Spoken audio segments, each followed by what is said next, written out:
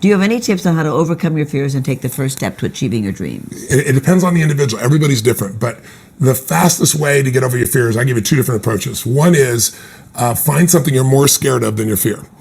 Because some people are afraid of public speaking or afraid of doing anything, but they're more afraid of disappointing their children. They're more afraid of missing out on the opportunity. They're more afraid of not living the life they want. When I was a kid, I would do this little thing for myself, and I've done it throughout my life, called the rocking chair test. Someone taught it to me. I don't know who it was. Years ago, I read it in a book or something. And it was the idea that if you're trying to find out whether you're going to do something or not, and you're scared to death, imagine you're 80 years old and you didn't do it. Wow. And how do you feel? And if it doesn't bother you, then don't do it. Right. But if you think like skydiving or, I'm a helicopter pilot, I don't have time, I don't have energy, but if I thought at 80 years old, I could have been flying and taking people down on the water and doing all this crazy, and I missed out on that. That's a good thing. So you can either find, what it'd be like to miss out on your dream, or what's something you're more afraid of than your fear, or we'll all break through our fears when we want something bad enough. Right? It's like, I don't care what it is. I saw a man the other day, I've known him for years, and he lost 80 pounds and he's in his 70s.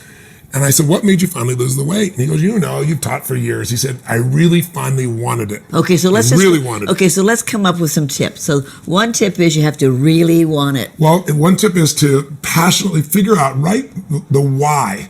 I believe that reasons come first, answers come second. If you get a strong enough why, you can figure out how to do anything. Right. But it's a why that's going to drive you. So I'd sit down and say, why is this a must for me, not a should? Right. Because lots of people have a list of things they want to do or like to do. I should lose weight. I should get through my fear. Okay, why? The second tip? So you make it a must. Right. Third piece is find your deepest fear and then think of, if I don't face this fear, what's it going to cost me? What's the thing that I'm even more afraid of than the action? And the most important thing is, we have people do a fire walk. I show them how to change their state of mind. The way you change your state, meaning the state you're in. If you're in a bored, scared state, you're going to act a certain way. If you're in an aggressive state, you're going to do something different. And the same person who can be really nice can be mean when they're in a mean state. Right. Mean people can be nice when they're in a nice state. Right. The way to change your state from uncertain and fearful to courageous is not that you don't have fear. Courage doesn't mean you don't have fear. It means you're scared, but you do it anyway. Right, exactly. Right? And so that's a state of just determination or certainty or aggressiveness. And the fastest way to do that is to make a radical change in your body. Like I was, 17 years old, trying to figure out how to survive, sleeping in my car. And I did two things. I would feed my mind, so I'd go read biographies. I'm old enough and ancient enough to remember there was no internet. And so we actually went to the library. And I would read these biographies, and I'd read what people are going through in their lives. People are historic people, and I go, man, my life has no problems compared to that. Right. So that would inspire me. But then the other thing I would do is I started training my body.